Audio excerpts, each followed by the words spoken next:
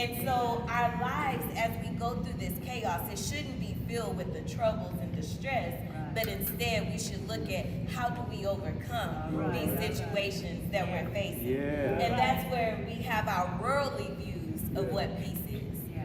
How do you find your peace and your comfort?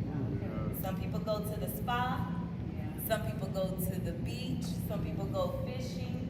Some people like to sip a glass of wine. We in the gym, so I think I can say that. And whatever it is that comforts you. But the thing about this worldly peace is that it's typically dependent upon something or someone else. So when that's not there, how do you still have peace in a time of chaos or in a time of trouble? And that's where biblical peace, godly peace, comes into place. Perfect peace. So what's the difference there? See, what you see with this biblical and godly and perfect peace is that you can be going through the storm, right in the midst of it. But because you trust in God and you know who He is, and you know that He's right there with you and within you, and He's going to carry you through it, you can have comfort during the most difficult times. You know, I'm reminded of a song that was recorded in 1963. I don't know about any of you, but my mama loves some James Cleveland. And there was a song that he recorded in 1963 that was inspired by a passage from the Bible, from Mark 4:39, where Jesus and the disciples were on a boat. It's a familiar passage, right? You know the story. And the water was troubled. It was a dangerous storm. And the disciples began to fret. Okay, what do we do? What's going to happen? Are we going to make it through? And Jesus, in his calm demeanor, he rose. And he told the storm, the wind, to cease. That's right. The waters, peace, be still. And the waters and the winds obeyed. And so that's what I think of as I go through situations in my life. Now, I think of that story, but it's different in today's time when you're going through it, right? But I think about myself. I was going through a situation at work. And I said, Lord, you got to do something. I know I was supposed to say, God, can you please help me? Can you do something? But now, Lord, you got to do something. You got to move them, or you got to move me, or you got to help me. I can't get through this alone. I would talk to my boss, we would pray together, we would read scriptures together, and then we would get discouraged together. And I said, we gotta pull it together, something has to come out.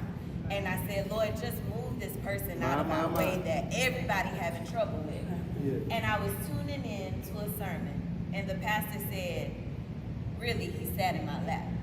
Because he said, somebody is going through a situation on your job, and you praying, Lord, move this person out my way, get them out my way. And he said, that person not going anywhere. They not moving. And you know why? Because I said, I will bless you in the presence of your enemies. I will sit you at that table where they don't have any option other than to watch me work through you and watch me bless you. And I said, Lord, this is the message for me. And so once I heard that message, we would be in meetings and things that would just make my blood boil. I just sat there, just as calm as could be. And I know they wonder what was going on because I wasn't saying much. I'm just observing. But it was God gave me that sense of calmness because he said, I'm not going to bring you to this if I can't bring you through this. I'm right here with you. Now what you need to do is instead of thinking about acting a fool or flying off at the mouth, you need to allow my spirit to show through you. You remain calm and peaceful and intelligent through these situations. And when I tell you that God blessed me beyond what I imagined or beyond what they imagined what happened for me, that's exactly what happened in my life. So I can be a testament to say that if you just keep your hand in God's hand, you stay focused on him, and you know what he has for you, no matter what comes your way, you can keep calm, you can remain peaceful, and and you can share that peace with others. When other people see the peace in your life, they want it. They want it. They want to see you blessed. They will bless others because of how you've treated them. And again, it goes back to being that reflection of who God is. So as I close today, I want you all, once you know what peace is and you find your perfect peace, there's a few things to remember. Just remember who God is. Keep your mind steadfast and stayed on Him. Read His word, praise, pray, and repeat all that from day to day, situation to situation. And I tell you, it's going to be some times where your prayer is just, Lord, because you can't get anything else out. But He hears it and He will give you that sense of calmness. And so as I close, I think about another song. If you can't tell, I love music. And this song is called He's a Keeper. Anybody know that song? It's not a whole lot of lyrics to the song, y'all. Very, very few lyrics. But he says, He'll keep you in perfect peace. What do you have to do? Just keep your mind stayed on Him, and He'll keep you in perfect peace. And then it says, He's a keeper. Yes, He is. Yes, He is. He's a keeper. Yes, He is. Now, if you have trouble keeping your mind stayed on Jesus, I'm going to give you a little tip. I want you to think about a time in your life where you realized that God was a way maker for you. He was a miracle worker. He was a promise keeper. He was a healer. He was a deliverer. He was the King of Kings. He was the Prince of Peace. And keep your mind stayed on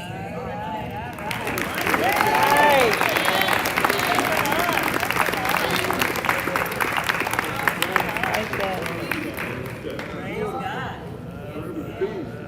Thank you, Sister Lene, telling us about peace. All right, moving up, we're going to have Patience by Sister Evangelist Suzanne Randon. She's with the Galilee Missionary Baptist Church, all the way over there in Hankel Ferry. And her pastor is Reverend Booker T. Randon.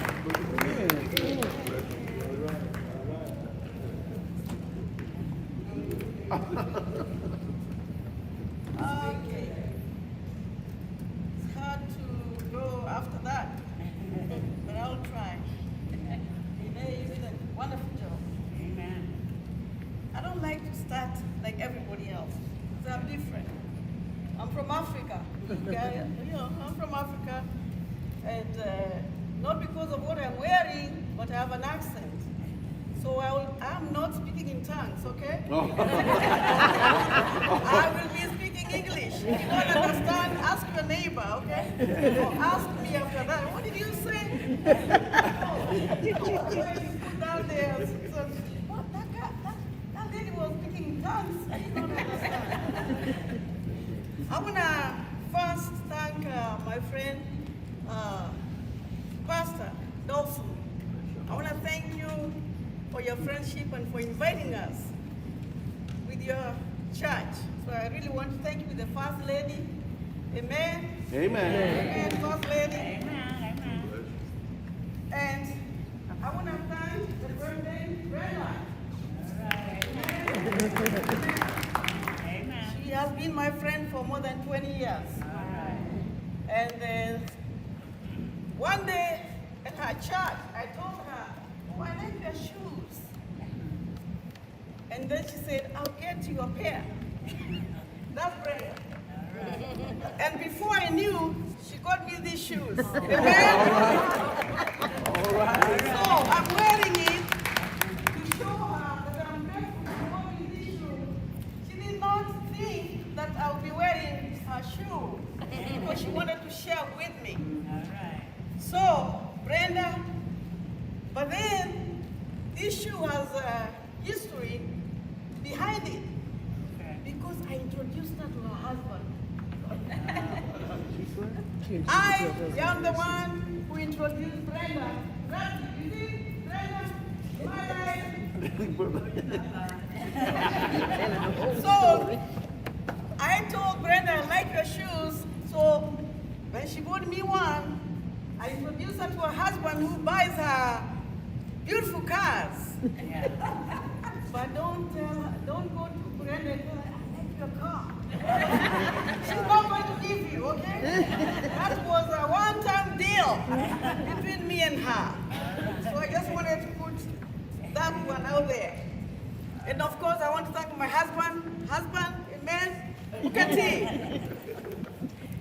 I always say that Pastor Dawson is a man I call fashionista. Fashionista is a man who dresses well in Italian. But my husband comes first, okay? It's a second. All right. So I just want to put it there. I don't want a divorce, okay? I don't have money for a lawyer. So my husband comes second. So I like to start by, and then my two friends who came to support me, I thank God.